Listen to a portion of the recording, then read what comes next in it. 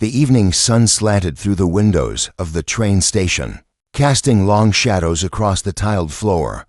People hurried in every direction, their footsteps echoing through the vast hall. A vendor's bell rang somewhere near the entrance, calling out about fresh sandwiches. A mother scolded her child for running too fast. Suitcases rolled, announcements boomed, and life moved on in its ordinary rush. But amidst all the movement sat one man who felt still to still. His name was Andrew Hale, a man in his late 40s, dressed impeccably in a navy suit. His shoes shone, his watch gleamed, and his presence carried an air of quiet authority to the world. He looked like a man in control, wealthy, confident, and purposeful. No one could have guessed the emptiness that clung to him like an invisible cloak. Andrew wasn't just a man in a fine suit. He was the CEO of one of the largest financial firms in the country, a millionaire who could buy almost anything he wanted. But money had long since lost its meaning. 2 years ago, life had stripped him of the only treasures that mattered: his wife, Clara, and their young daughter, Lily. Clara had been the love of his life, and Lily his heartbeat.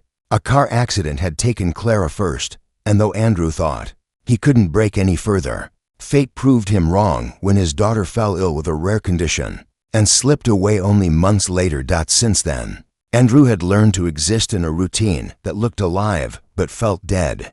He went to meetings, signed deals, and attended events where people smiled at him as though he were the definition of success. They envied his wealth, his influence, his name. But no one envied his nights. No one envied the way he stared at the ceiling in the silence of his penthouse, wondering why his laughter had disappeared forever. The train ride was supposed to be just another business trip, another empty seat by the window, another landscape passing by without meaning. Andrew adjusted his tie, glanced briefly at the boarding crowd, and then returned his gaze to the window, his reflection staring back at him with tired eyes. He thought he had mastered the art of shutting the world out. But then, a small, timid voice broke the barrier he had built around his heart. "Excuse me, can I sit here?" Andrew turned, his brows lifting slightly. Standing before him was a little girl, perhaps 8 or 9. She had big, round eyes that looked tired yet carried a spark of determination. A wool cap covered her head, though the weather was warm, and she hugged a worn teddy bear tightly to her chest. A small backpack drooped from one shoulder, as though it had been carried too long. Something inside Andrew stirred, a pang that felt too close to memories he tried to bury. His daughter, Lily, had once clutched a teddy bear the same way. His throat tightened, but he forced his voice steady. "The seat?" he asked, gesturing to the empty spot beside him. The girl nodded shyly. "Everywhere else is full." Andrew glanced briefly down the row. She was right. The train was crowded, people already settled into their seats, bags tucked under chairs, jackets folded neatly overhead. For a second, Andrew considered excusing himself, saying he preferred to sit alone. That was his habit: distance, silence, solitude. But something in the little girl's expression, a mixture of fatigue and hope, made him pause. "Of course," he said softly, shifting slightly so she could slide in. Her small frame climbed onto the seat, her teddy bear placed carefully on her lap. She let out a breath of relief, as though she had been carrying a burden far too heavy for her tiny shoulders. "Thank you, sir," she whispered, her voice almost lost in the rumble of the train. Andrew gave a small nod, unsure what else to say. He wasn't used to conversations anymore, not with strangers, and certainly not with children. He kept his eyes on the window, the countryside blurring past, yet he felt the girl's presence beside him in a way that was hard to ignore. For a few minutes, silence lingered between them, the kind of silence that wasn't uncomfortable, but curious, like two lives circling one another, waiting to touch. The girl broke it first. "My name's Sophie." Andrew's lips curved slightly, though he didn't realize it. "Nice to meet you, Sophie. I'm Andrew." She nodded, clutching her bear. "This is Mr. Buttons. He doesn't talk much, but he listens." Something about her seriousness made Andrew almost smile again. That's a good friend to have. Sophie studied him for a moment, as though trying to measure whether she could trust him. "Are you traveling alone?" she asked carefully. Andrew hesitated. No one had asked him that in a long time. He had grown used to people knowing who he was, to conversations that always revolved around business or money. But this little girl didn't seem to care about any of that. She was simply asking, with the blunt honesty only children possess. "Yes," he said quietly, "I'm alone." Sophie's gaze softened, her voice dropping lower. "Me too." Those two words pierced him more than he expected. He turned toward her, noticing how pale her skin looked, how her hands trembled slightly as she stroked the teddy bear's worn fur. His instinct told him she wasn't just a child on a fun trip. There was a fragility about her, something that reminded him too much of hospital rooms and whispered prayers. "Where are you headed?" Andrew asked gently. Sophie shifted uncomfortably. "To the city, for a doctor's visit." Her tone was guarded, but Andrew caught the weight behind it. The way her eyes dropped, the way she hugged Mr. Buttons a little tighter. He knew that look. He had seen it before, reflected in his daughter's face when she was trying to be brave. For a moment, Andrew's chest ached so deeply he had to look away. The train rocked, the scenery blurred, but all he could think of was how fate had sat this little girl beside him. A stranger, yet not a stranger at all. Sophie broke into his thoughts. "Again, you look sad," she said simply. Andrew blinked, caught off guard. "Do I?" She nodded. "My mom says you can always tell by the eyes. People smile, but their eyes don't lie." Her words sank deep. It had been years since anyone dared point out his sadness so openly. Most people avoided it, pretending not to notice or respecting the unspoken rule that Andrew Hale's grief was his own fortress. Yet here was this little girl, peeling it open with nothing more than honesty. "You're very observant," Andrew murmured, trying to keep his voice steady. Sophie tilted her head. "Did you lose someone too?" His breath caught. For a second, he couldn't answer. His instinct was to shield himself, to change the subject, to retreat behind the practiced walls of silence. But her gaze, innocent, searching, kind, felt like the very thing he had been starved for, truth spoken without pity. "Yes," he finally whispered. "I did." Sophie didn't ask who, or how, or when. She just nodded slowly, as though she understood more than a child her age should. She leaned back in her seat, resting her head against the window, still holding her bear close. The train rattled on. Andrew sat stiffly, trying to swallow the unexpected lump in his throat. He didn't know why this child, a stranger, had managed to reach inside the locked room of his heart in just a few minutes. All he knew was that something had shifted. The man who had spent years convincing himself that nothing mattered anymore suddenly felt the faintest spark that maybe, just maybe, he wasn't as alone as he thought. And he didn't know it yet, but this little girl, Sophie, would change the course of his life forever. The steady rhythm of the train filled the silence between them. Andrew found himself glancing at Sophie more than once, each time struck by how small she looked in the large seat. She sat quietly, her chin resting lightly on her teddy bear's head, her eyes flicking now and then toward the window. For a child who had just spoken with such honesty, she now seemed withdrawn, as though she had said too much.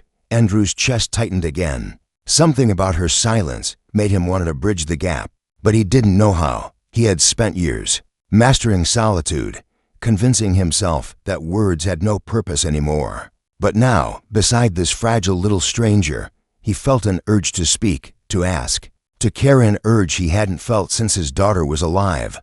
After a long pause, he cleared his throat gently. "So, Sophie, do you like train rides?" Her lips twitched into the faintest smile.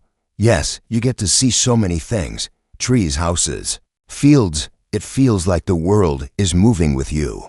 "That's a beautiful way of putting it," Andrew replied softly. He turned toward the window, watching as a patchwork of golden fields rolled past. For the first time in a long while, he noticed the beauty of something simple. Sophie shifted in her seat, hugging Mr. Buttons closer. "Sometimes I pretend I'm on an adventure," she added quietly, "like I'm traveling to a magical place where people don't get sick anymore." Andrew's heart gave a painful squeeze. He knew, without asking, what her words meant. She wasn't just imagining adventure, she was imagining escape. From hospitals, from pain, from fear. That sounds like a wonderful place, he said, keeping his voice steady even as emotion welled inside him. Sophie nodded slowly, her eyes following the blur of passing scenery. Then, almost in a whisper, she added, "Do you believe in miracles, Mr. Andrew?" The question caught him off guard. His first instinct was the truth no. He didn't believe anymore. Once upon a time, he had prayed for one, night after night, watching his daughter weaken. He had begged, bargained, hoped with everything he had, but the miracle never came. And when Lily closed her eyes for the last time, Andrew had buried not only her but also the last of his faith in anything good. Yet now, staring at Sophie's fragile hope, he couldn't bear to crush her innocence with his own bitterness. "I think miracles happen," he said slowly, "but sometimes we don't recognize them right away." Sophie studied him, her wide eyes glistening in the dim light. "I hope one finds me soon." Her words hung in the air like a fragile prayer. Andrew felt something shift again, something he hadn't expected when he boarded this train, a stirring of compassion. He thought he had lost. The train slowed as it approached a small-town station. A few passengers stood, gathering their things. Sophie pressed herself closer to the window, watching people reunite on the platform below, families hugging, couples greeting each other, friends laughing. For a moment, her expression was filled with longing. Andrew noticed, his chest tightening. She looked like someone who didn't often get to witness such warmth firsthand. "Will someone be meeting you in the city?" he asked gently. Sophie hesitated, her fingers fiddling with Mr. Button's ear. "My mom will, later. She has to finish work first." She glanced at him briefly, then quickly back to her teddy bear, as though afraid she'd said too much. Andrew frowned slightly. Something about her tone sounded unsure, fragile, as though the words were rehearsed. He didn't press further, though the unease in his chest grew. The train pulled out of the station again, gaining speed. Sophie shifted uncomfortably in her seat, leaning against the armrest. She looked pale, her small breaths uneven. "Are you all right?" Andrew asked, concern creeping into his voice. She gave a tiny nod, forcing a smile. "I just get tired. Sometimes. The doctor says it's normal." Andrew's throat tightened. He remembered those words, doctors saying it's normal, as though normalizing suffering could make it less cruel. He wanted to ask more, to know more about what she was facing, but he held back. Sophie didn't owe him her story. She was a child who deserved to be more than her illness. Still, as she closed her eyes briefly, hugging Mr. Buttons to her chest, Andrew felt an unexpected protectiveness rise within him. He had boarded this train to escape into his loneliness, but instead, fate had placed this fragile little soul beside him, stirring emotions he had buried deep. Minutes passed, then Sophie's voice broke the silence again, faint but clear. "You remind me of my dad." Andrew blinked, startled. "Your dad?" She nodded, eyes still half closed. "He used to sit with me on train rides. Before he left, he was always quiet, like you. But when he finally spoke, he always said something important." Andrew didn't know what to say. His chest ached with a mix of sorrow and guilt, sorrow for her loss, guilt for all the words he hadn't said to his own daughter when he still had the chance. "What happened to your dad?" he asked gently, though a part of him feared the answer. Sophie's eyes opened slowly, her voice almost a whisper. "He went away. He didn't come back." The vague words, the shadow in her eyes, told Andrew all he needed to know. Whether by death or abandonment, Sophie carried an absence too heavy for a child her age. "I'm sorry," Andrew said quietly. The words felt inadequate, but they were all he had. Sophie gave a faint shrug, as though she had learned to live with emptiness the way people learn to live with scars. "It's okay. I still have Mr. Buttons, and sometimes strangers can be kind." To her words struck him deeply. Strangers. That's what he was to her, yet she had entrusted him with fragments of her heart already. The train rumbled on, the sky outside growing darker as evening approached. Sophie leaned her head against his armrest now, her small frame curling up slightly. Her eyelids fluttered as though fighting sleep, but she held onto her teddy bear tightly, as though afraid to let go. Andrew stared at her for a long moment, his thoughts swirling. How could someone so small, so fragile, carry so much strength? She wasn't just surviving, she was teaching him something he had forgotten. And somewhere deep inside, A seed of change began to take root. He didn't know it yet, but this train ride wasn't just Sophie's journey to the city. It was the beginning of his own journey back to life, and before the night was over, he would discover that this little girl beside him wasn't just any stranger. She was the messenger of a miracle he never thought he would find. The train lights flickered softly as dusk settled outside, the sky a canvas of fading gold melting into blue. Inside the carriage, voices had quieted as passengers settled into their seats for the long stretch ahead. Some read newspapers, some listened to music, while others leaned against the window and let themselves drift into sleep. Andrew sat upright, his hands resting on his knees, but his thoughts were far from still. He kept glancing at the little girl beside him, her breathing light, her fragile frame curled up as though she were used to finding comfort in uncomfortable places. Her teddy bear, Mr. Buttons, was tucked safely under her chin. She looked so peaceful. Yet Andrew could not shake the heaviness pressing against his chest. The way she had spoken of her father, the way she had mentioned doctors, it all haunted him with memories he had tried to bury. Lily, his daughter, had once slept just like that on his shoulder during long drives. He remembered how he used to stroke her hair, whispering promises that everything would be fine. Promises he couldn't keep. He looked at Sophie and wondered what promises had been broken in her short life. Who was supposed to protect her? Who was supposed to fight for her? The train jolted slightly as it sped around a curve, and Sophie stirred. Her eyes fluttered open, and for a moment she looked disoriented. Then her gaze landed on him, and she offered a faint, sleepy smile. "Did I fall asleep?" she asked softly, her voice still heavy with drowsiness. "Yes," Andrew said gently. Just for a little while. She sat up straighter, hugging Mr. Buttons as though embarrassed to have shown her vulnerability. "I didn't mean to. I just get so tired sometimes." Andrew studied her face carefully. "You don't have to apologize for that." She tilted her head, her eyes narrowing slightly. "You sound like my mom when you say things like that." Andrew felt a flicker of curiosity. "Your mom must be very wise, then." Sophie shrugged, her expression turning thoughtful. "She tries. She works a lot. She says she has to be strong for both of us." There was something in the way she said it that made Andrew's heart ache. It wasn't just pride in her mother's strength, it was also loneliness, the kind of loneliness that came from spending too many days without the person you loved most. "Do you get to spend much time with her?" he asked carefully. Sophie hugged her bear tighter.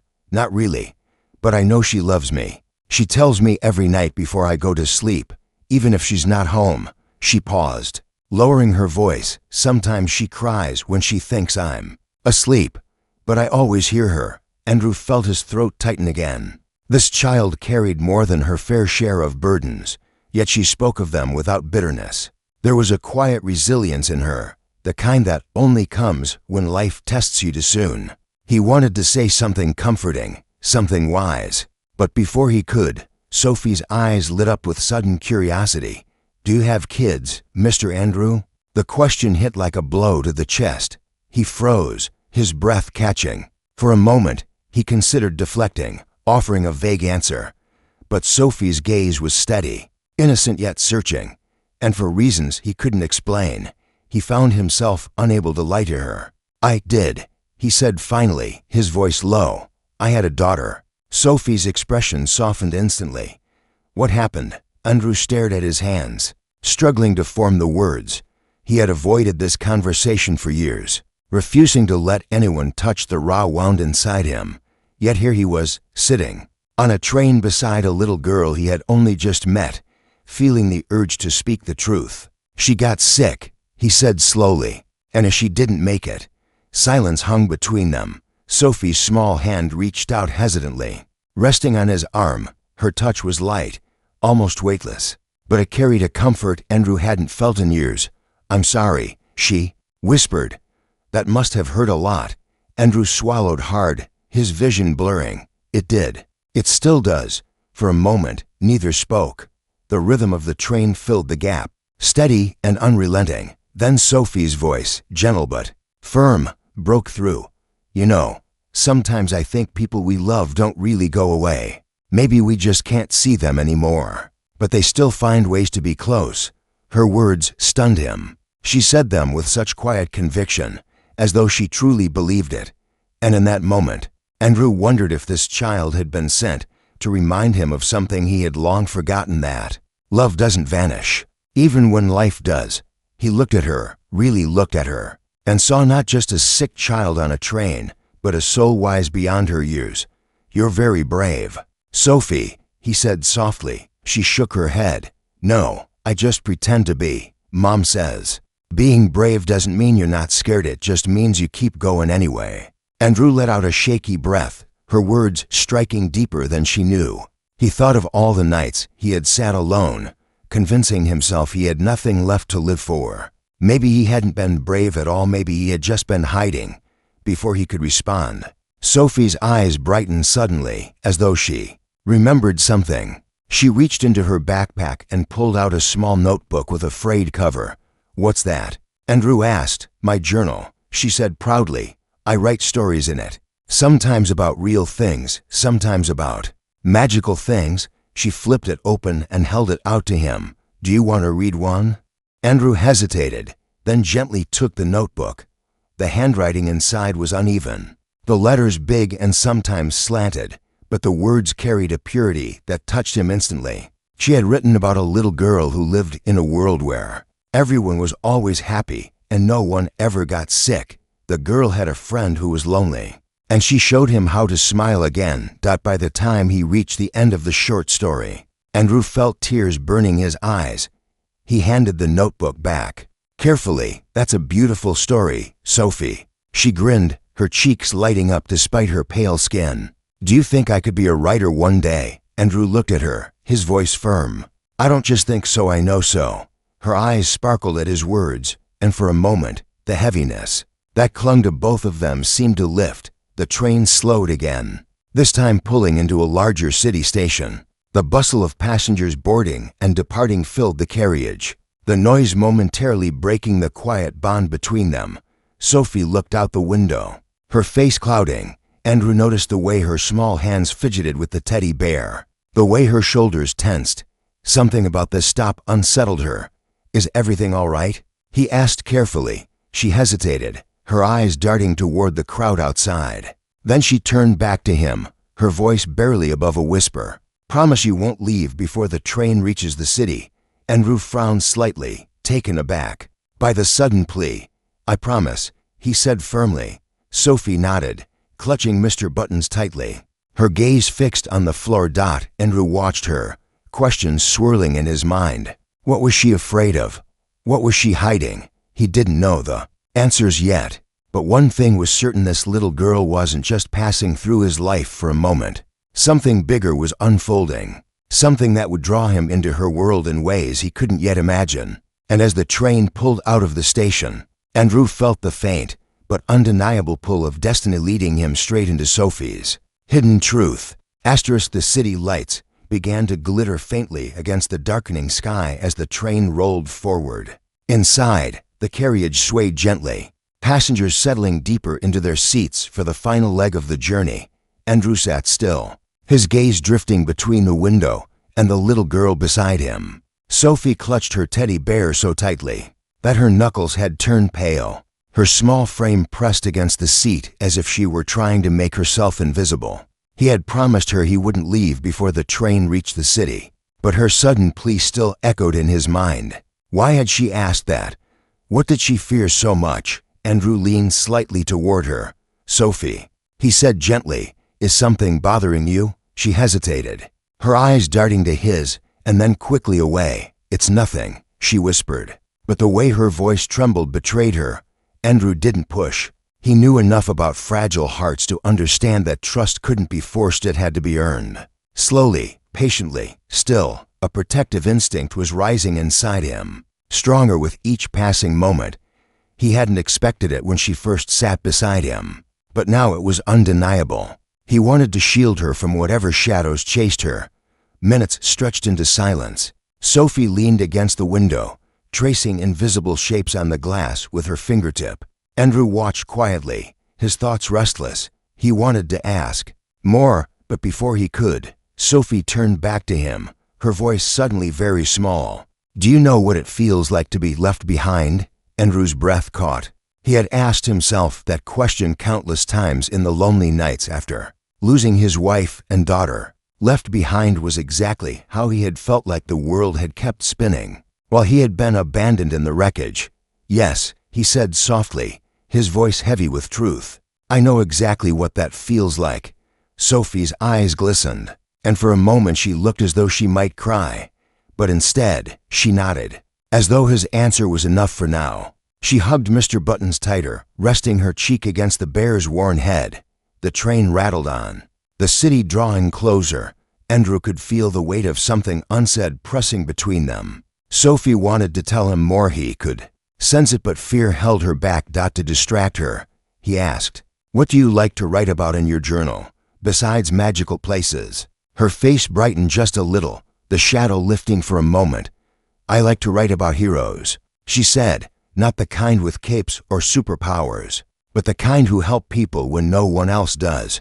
My mom says heroes are just ordinary people who choose to care." Andrew felt her words sink deep into him. Ordinary people who choose to care. It had been years since he had cared about anything beyond the walls of his grief. But sitting here with Sophie, he realized he wanted to. "You'd make a wonderful storyteller," he said sincerely, "because you already see the world with your heart."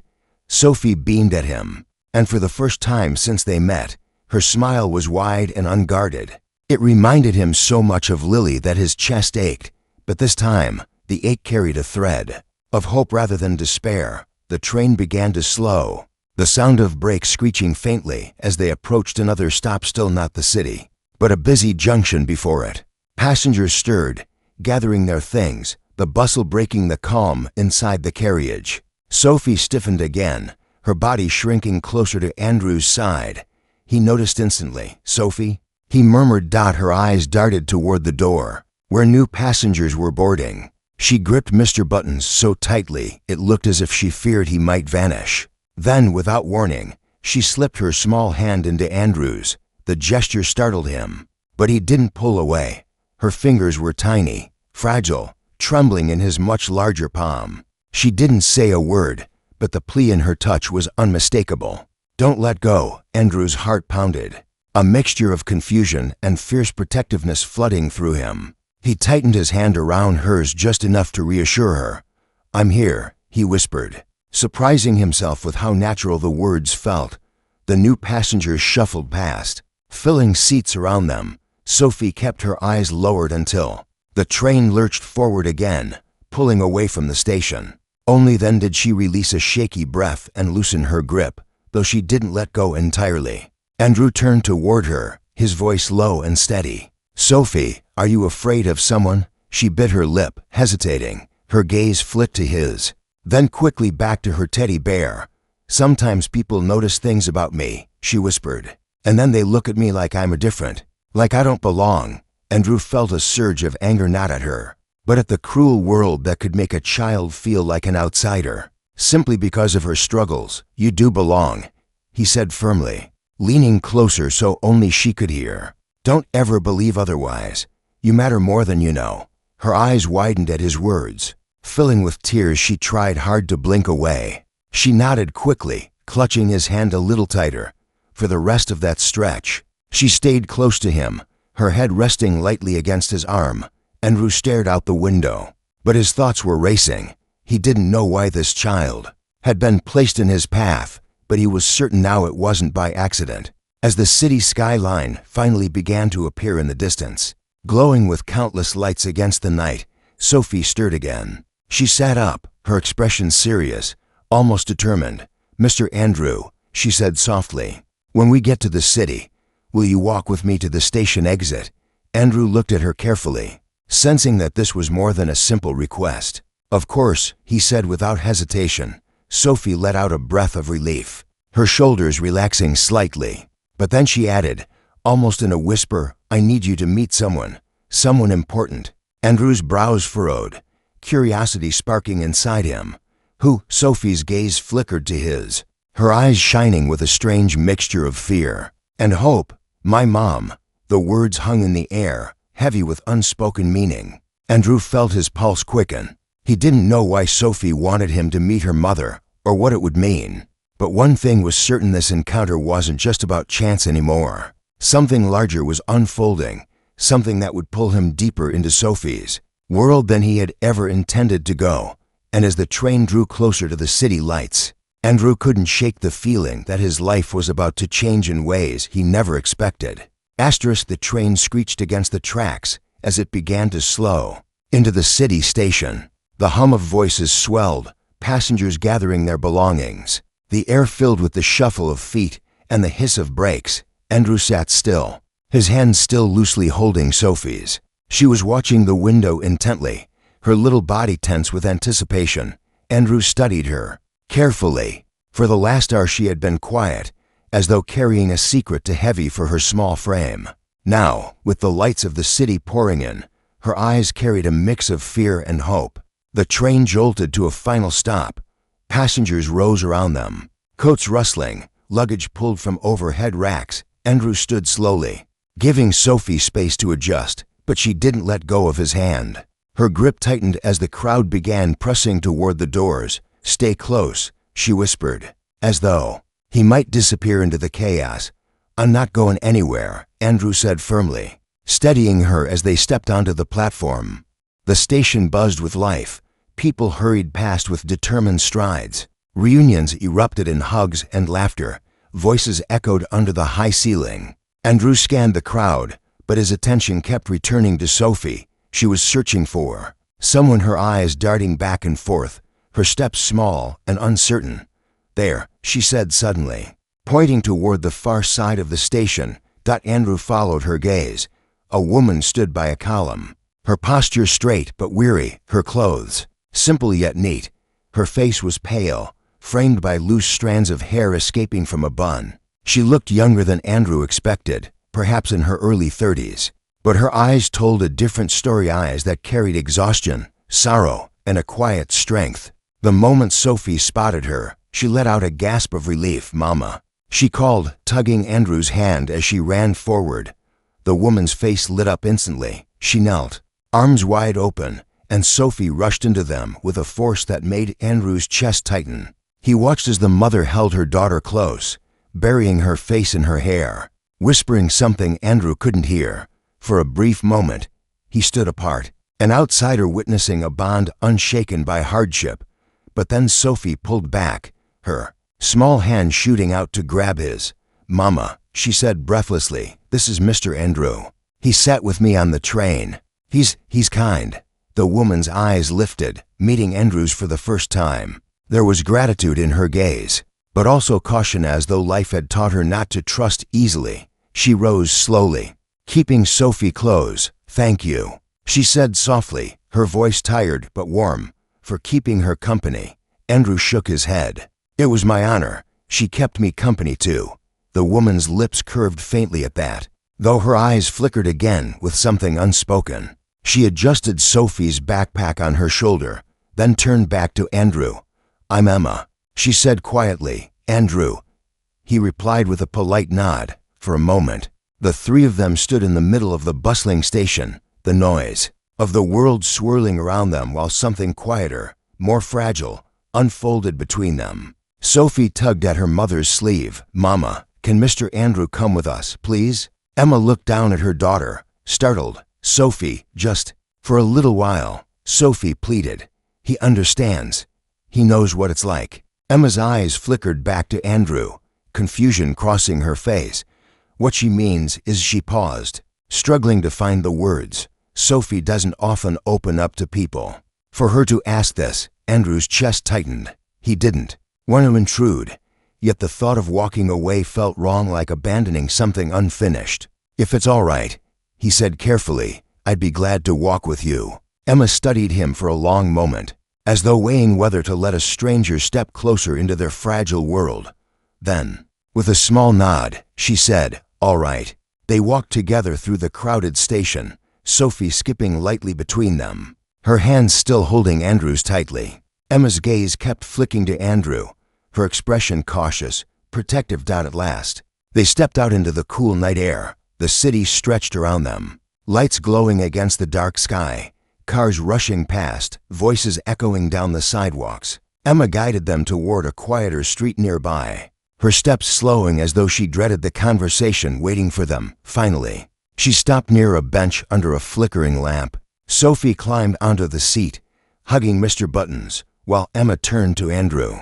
"I don't usually let strangers near her," she said, her voice low but steady. "But she seems to trust you, and that means something." Andrew nodded, choosing his words carefully. "She reminds me of my daughter," he admitted softly. Emma's eyes widened slightly. "You have a daughter?" "I did," Andrew said, his voice catching. "She passed away illness." Silence stretched between them, the kind that carried understanding without words. Emma lowered her gaze, her hand resting lightly on Sophie's shoulder. "I'm sorry," she whispered. Andrew shook his head. "Don't be, just to cherish every moment you have with her." Emma's jaw tightened. As though holding back a flood of emotion, she glanced at Sophie, who was humming softly to herself, unaware of the heaviness in their voices. "She's stronger than she looks," Emma said, her voice trembling slightly. "But the truth is, her condition is getting worse. We come here every month for treatment. It keeps her going, but it doesn't cure." Andrew felt the air leave his lungs. He looked at Sophie, small and fragile against the glow of the street lamp, her smile brave yet unknowing. His heart clenched with a familiar ache, the same ache he had carried for years. Emma's eyes lifted to his again, fierce yet weary. "I've done everything I can, working 2 jobs, fighting for every appointment, every medicine. But some days I don't know how much longer I can keep going." Andrew wanted to speak, to offer something, comfort, help, anything, but his throat tightened with the weight of memories. He knew this battle. He knew the exhaustion of watching a child fight for life while the world kept spinning. Indifferently, before he could respond, Sophie looked up from her teddy bear. "Mama, can Mr. Andrew come with us tomorrow to the hospital?" Emma froze, her expression caught between surprise and hesitation. "Sophie, please," Sophie said softly. "He makes me feel safe." The words pierced Andrew deeper than anything else had. Safe. He hadn't been anyone's safe place in years. Emma's eyes locked on his, searching, questioning. For a long moment, neither spoke. Then she sighed softly, her shoulders sagging. "If you want to come," she said carefully, "I won't stop you." Andrew nodded, his voice quiet but steady. "I'll be there." Sophie's smile lit up the night, her eyes shining with a hope that seemed to push back the shadows. But as Andrew walked with them through the city streets, he couldn't shake the feeling that tomorrow would bring more than just a hospital visit. It would bring answers, it would bring choices, and it would test his heart in ways he wasn't sure he was ready for. The morning came with the sound of city life stirring outside the small hotel room. Andrew had reluctantly checked into the night before. Sleep had barely touched him. His mind had been restless with thoughts of Sophie and Emma, with memories of his own daughter flickering like ghosts in the dark. He had come to the city for business, for contracts and signatures. Yet now those things felt meaningless compared to the promise he had made. To be at the hospital with Sophie. When he arrived at the hospital entrance, the sight of Emma and Sophie waiting nearly stopped him in his tracks. Sophie was dressed in a simple pink sweater, her teddy bear tucked securely in her arms, her smile bright despite the faint shadows under her eyes. Emma stood beside her, her expression weary but steady, as though bracing herself for another battle. Sophie spotted him instantly. "You came," she exclaimed, running toward him with surprising energy. Andrew knelt slightly to meet her, his lips curving into something that felt like the first genuine smile in years. "Of course I came. I promised." Emma's eyes softened briefly at the sight, though her posture remained guarded. She nodded once in quiet acknowledgement before leading them inside. The hospital corridors smelled faintly of disinfectant and echoed with the sounds of hurried footsteps and distant machines. Andrew felt a weight settle over him as they passed. Room after room, glimpsing children in wheelchairs, weary parents, doctors in white coats. It was a place of survival, but also of heartbreak. They reached a small waiting room. Sophie climbed into a chair, swinging her legs as though this were routine. Emma filled out forms at the desk, her pen moving quickly, her jaw clenched in determination. Andrew sat beside Sophie, feeling out of place yet unwilling to leave. "Are you nervous?" he asked softly. Sophie shrugged, hugging Mr. Buttons. A little. But Mama says being scared is okay, as long as you keep going anyway. Andrew's throat tightened at the echo of her earlier wisdom. Your mom is right, he said quietly. Minutes stretched into an hour. When Sophie's name was finally called, Emma rose and reached for her daughter's hand. Sophie grabbed Andrew's hand too. Can he come? She asked, looking up at the nurse. Emma hesitated, her gaze flicking to Andrew, uncertainty clouding her face. Andrew waited, prepared to step back, but to his surprise, Emma gave a small nod. If he wants to, she said softly. Sophie's smile lit up instantly. She pulled both of them along, as though they were all pieces of the same fragile team. Inside, doctors moved with quiet efficiency, checking Sophie's vitals, preparing her for another round of treatment. Andrew stood near the wall, his chest heavy as he watched. He remembered standing like that once before, helpless while his daughter fought battles she should never have had to fight. But this time was different. This time, instead of being consumed by grief, he felt something stir inside him, a fierce desire to fight alongside Sophie and Emma, to give them more than just sympathy. Hours passed before Sophie was returned to her room, pale but still smiling bravely. She held out her journal toward Andrew. I wrote something while I was waiting, she whispered. He opened the notebook and read. It was a short story about a lonely man who boarded a train, believing he had nothing left to live for. On that train, he met a little girl who taught him that broken hearts could still beat, and that sometimes strangers were just angels in disguise. When Andrew finished reading, his vision blurred. He closed the notebook carefully, meeting Sophie's gaze. You're the bravest person I've ever met, he said hoarsely. Her smile was soft, her eyelids heavy with exhaustion. Then you'll keep being my friend? Even after today, the question pierced him. He realized then what she truly feared, that people would come and go, leaving her behind in the battles she faced. He leaned closer, his voice steady with conviction. Not just your friend, Sophie.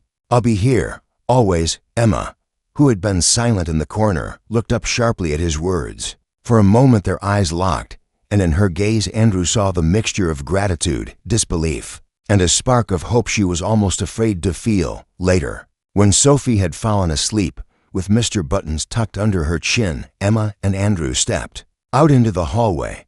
The silence between them was heavy, filled with truths neither had spoken yet. You don't have to do this, Emma said quietly. You don't owe us anything. You have your own life. Andrew looked at her steadily. You're right. I don't owe you. But I want to. Meeting Sophie, it's the first time in years I've felt alive again. Emma's composure faltered, her eyes glistening. You lost someone too, didn't you? Andrew nodded slowly. My wife, my daughter. Both gone. Emma's hand rose to her mouth, her breath catching. I'm so sorry. He shook his head. Don't be. Just let me help now. Let me be part of this, even if it's just standing beside you. For the first time since they met, Emma's guard seemed to lower. She let out a shaky breath, nodding once. The days that followed blurred into one another. Doctors' visits, treatments, long hours in the hospital waiting room. Andrew found himself showing up each day, not because he felt obligated, but because he couldn't imagine being anywhere else. He brought Sophie little surprises, a book, a puzzle, her favorite juice, and each time her eyes lit up, it felt like a light turning back on in his own heart. Emma began to trust him more, though cautiously. They shared quiet conversations in the cafeteria, small glimpses of their burdens and their dreams. She told him about the struggles of raising Sophie alone, the endless fight to keep hope alive. He told her about the emptiness he had lived with, and how Sophie had cracked it open in a single train ride. One evening, as they sat together while Sophie slept, Emma whispered, I don't know why you were on that train, but I think, maybe, it wasn't an accident. Andrew looked at her, his heart pounding with an unfamiliar feeling, something between fear and longing. Neither do I. The bond between them was no longer just chance. It was something deeper, something that felt like the beginning of healing for all of them. Yet, as hopeful as it was, the uncertainty still loomed.